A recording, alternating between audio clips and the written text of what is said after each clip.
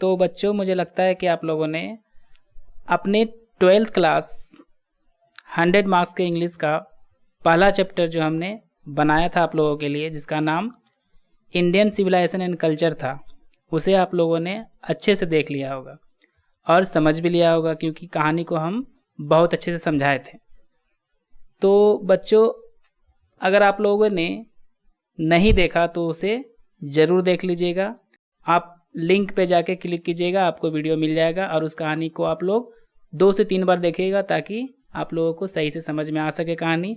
और उसके बाद ऑब्जेक्टिव को देखेंगे तो ऑब्जेक्टिव का सवाल हम लोगों के लिए खेल लगने लगेगा। ऑब्जेक्टिव क्वेश्चन जो आप लोगों का आता है 50 मार्क्स का, जो बहुत ही इम्पोर्टेंट है। तो इस वीडियो में हम लोग बच्चों सॉल्व करेंगे आपके पहले चैप्टर का ऑब्जेक्टिव, जो है इंडियन सिविलाइजेशन एंड कल्चर। तो स्टार्ट करते हैं इस वीडियो को। तो वीडियो स्टार्ट करने से पहले बच्चों हम आप लोगों से रिक्वेस्ट करते हैं, जो कि मेरा हक भी है, कि आप लोगों ने अगर इस चैनल को सब्सक्राइब नहीं किया है तो प्लीज़ इसको सब्सक्राइब कीजिए और इसको अधिक से अधिक शेयर कीजिए ताकि आपका सारा फ्रेंड इस वीडियो का फ़ायदा उठा सके। तो चलिए स्टार्ट करते हैं। तो पहला ऑब्जेक्टिव है, who wrote Indian civilisation and culture. मतलब हुआ क्या कि इंडियन सिविलाइजेशन एंड कल्चर को किसने लिखा था। तो उस वीडियो में हम आप लोगों को बता ही चुके थे कि इसका इंडियन सिविलाइजेशन एंड कल्चर के लेखक कौन है, महात्मा गांधी। ठीक है, हम इसमें ऑप्शन नहीं दे रहे हैं, डायरेक्ट आंसर बता रहे हैं। ऑप्शन के लिए भी अलग से वीडियो बनाएंगे। एक टेस्ट सीरीज के तहत हम वीडियो बनाएंगे जिसमें आप लोगों को बहुत ही मजा आएगा। तो आगे बढ़ते हैं, दूसरा क्वेश्चन देखते हैं। Mahatma Gandhi is popularly known as, मतलब कि महात्मा गांधी को किस लोकप्रिय नाम से और जाना जाता है। महात्मा गांधी तो नाम है ही, तो किस लोकप्रिय नाम से जाना जाता है, तो वो है बापू। क्या बोलेंगे, बापू और फादर ऑफ नेशन। क्या है बच्चों, या तो उनको बापू बोलेंगे या फिर फादर ऑफ नेशन। नेक्स्ट देखते हैं, व्हेन वाज ही बोर्न, मतलब कि महात्मा गांधी का जन्म कब हुआ था। 2 अक्टूबर 1869 ईस्वी में। वेयर वाज ही बोर्न, मतलब महात्मा गांधी का जन्म कहाँ हुआ था। तो कहाँ हुआ था, एट पोरबंदर इन गुजरात, मतलब गुजरात के पोरबंदर नामक जगह पे हुआ था। ठीक है, आप लोगों को कहानी में हम अच्छे समझा दिए हैं। आप लोग कहानी को जरूर जाके देखिएगा, 2-3 बार देखिएगा, आपको सारा ऑब्जेक्टिव क्लियर वहीं पे हो जाएगा। ठीक है, और यहाँ पे हम रिवीजन कर रहे हैं।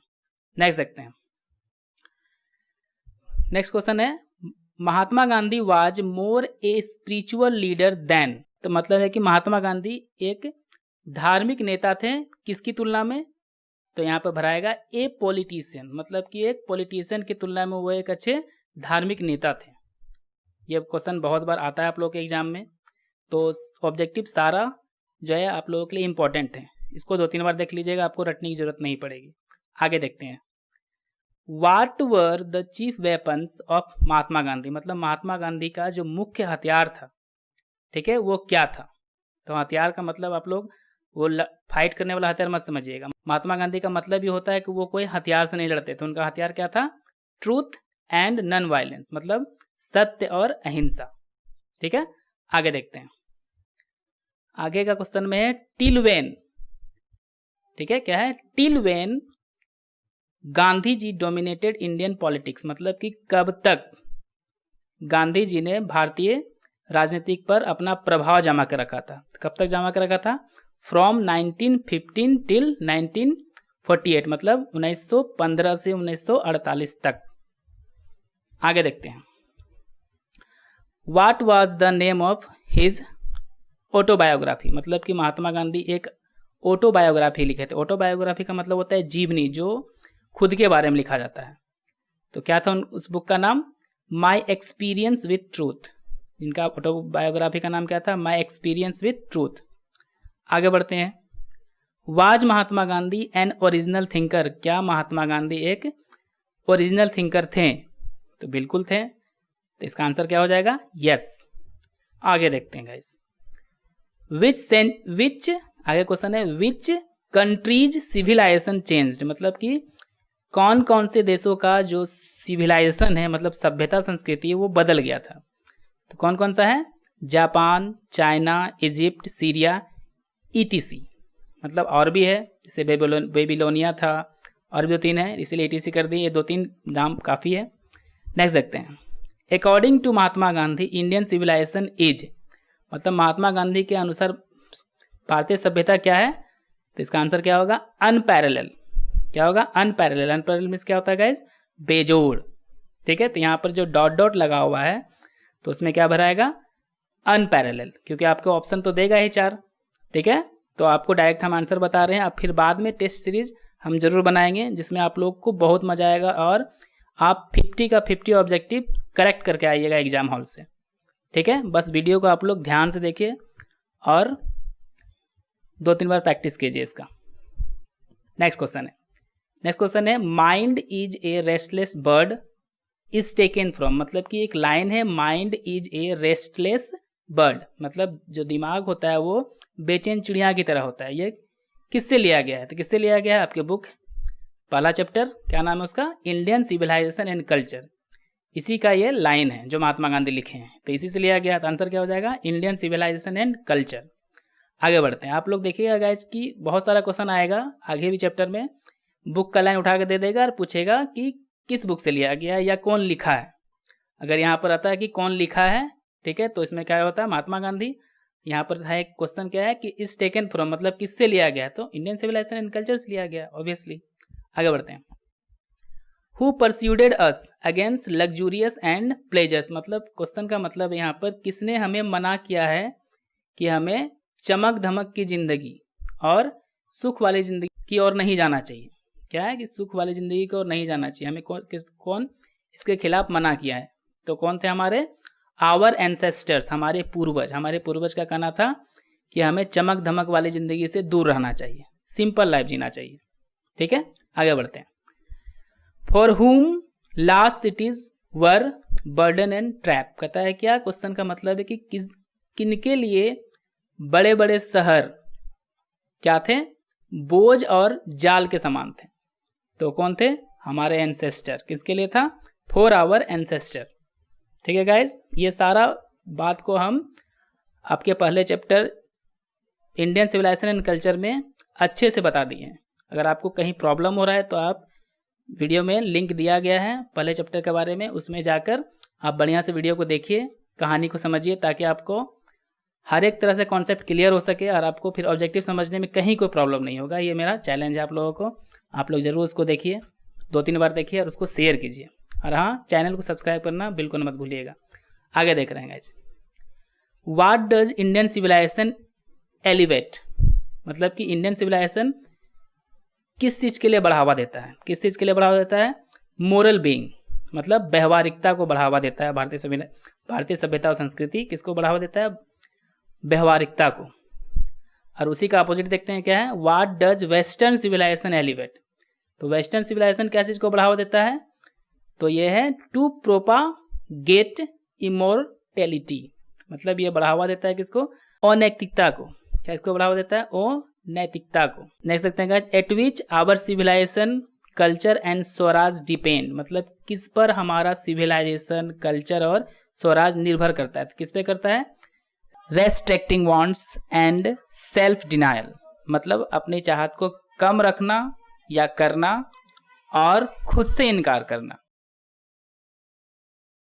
ठीक है, आगे बढ़ते हैं।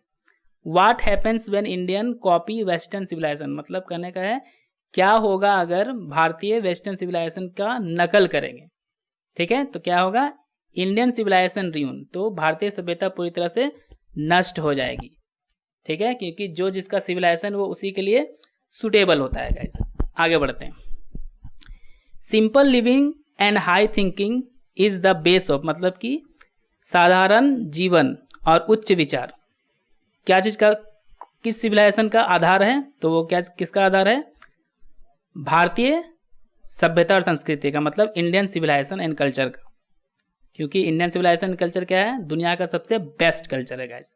आगे बढ़ते हैं। Indian glory is that it is, मतलब भारतीय गौरव जो है वह है इमूवेबल, इसको क्या कहेंगे, इमूवेबल, मतलब ये स्थिर है।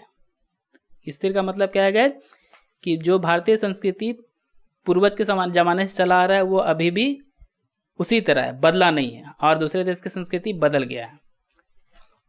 कुछ ऑब्जेक्टिव और देख लेते हैं गाइज। जिससे आप लोगों का इस चैप्टर का पूरा ऑब्जेक्टिव बिल्कुल फिनिश हो सके। ठीक है, तो गाइज इस वीडियो को लाइक ज़रूर कीजिएगा ताकि मुझे मोटिवेशन मिले और मैं अच्छी अच्छी वीडियो आप लोगों के लिए बना सकूं, ताकि आप लोग 50 में 50 ऑब्जेक्टिव करके आए, एक भी क्वेश्चन ना छूटे आपसे। नेक्स्ट देखते हैं guys, the world famous Attic civilisation is in, मतलब ये क्वेश्चन आप लोगों का थोड़ा सा हटके है, जब हम आपको बताना चाहते हैं यहाँ पे कि दुनिया का फेमस मतलब प्रसिद्ध एटिक सिविलाइजेशन किस देश का है, यानी किस देश में है। दुनिया का फेमस एटिक सिविलाइजेशन जो है किस देश में है, तो वो ग्रीस में है। ठीक है गाइज, तो इसको जरूर याद कर लीजिएगा, ये हम आपको स्टोरी में नहीं बताए हैं, सोचे इसमें बता दें ताकि आपको ये अच्छे से आ सके। ठीक है, आगे देखते हैं, गांधी जी वेंट टू चंपारण इन, मतलब गांधी जी चंपारण कब गए थे, तो कब गए थे 1917 ईस्वी में। ये तो हिस्ट्री क्वेश्चन है, आप लोग जानते ही होंगे। आगे देखते हैं, यूरोपियन सिविलाइजेशन मीन्स, खाली स्थान यहाँ पे है, फॉर इंडियन, मतलब भारतीय सिविलाइजेशन के लिए यूरोपियन सिविलाइजेशन का क्या मतलब है, तो इसका आंसर क्या होगा, रियून, मतलब अगर भारतीय संस्कृति के लोग यूरोपियन संस्कृति को अपनाएंगे तो वो बर्बाद हो जाएंगे। हम लोग पिछले क्वेश्चन में कर चुके हैं। ये थोड़ा सा अलग टाइप का पूछता है, ठीक है, क्वेश्चन को घुमा देता है जिससे विद्यार्थी कंफ्यूज रहते हैं, तो आपको कंफ्यूज नहीं होना है। हम यहाँ पर उस तरह का टाइप को बताएं कि क्वेश्चन को इस तरह घुमा के भी पूछा जा सकता है। ठीक है, आगे बढ़ते हैं, आवर एंसेस्टर्स इंजॉयड, फिर यहाँ खाली स्थान दे देगा, फिर क्या दे देगा, रूल, मतलब कि हमारे पूर्वज जो थे इंजॉय करते थे किस तरह से, होम रूल, यहाँ पर भराएगा होम रूल, मतलब उन लोगों को छोटे छोटे घरों में रहना पसंद था, वहाँ पर वो बहुत इंजॉय करते थे, उन लोगों को भीड़ भाड़ वाली जगह पसंद नहीं हुआ करती थी। आगे देखते हैं, लास्ट क्वेश्चन है ये ऑब्जेक्टिव का, who satisfied with small villages, मतलब कि छोटे छोटे गाँवों से कौन संतुष्ट रहा करते थे। ठीक है, तो कौन थे, हमारे एंसेस्टर थे, आवर एंसेस्टर, क्योंकि उनको तो लार्ज सिटीज पसंद था ही नहीं। तो होप गाइज आप लोगों को ऑब्जेक्टिव अच्छे से समझ में आ गया होगा गाइज आप लोगों को ऑब्जेक्टिव। आप इसको 1-2 बार और देख लीजिए ताकि आपको रटने की जरूरत नहीं पड़े।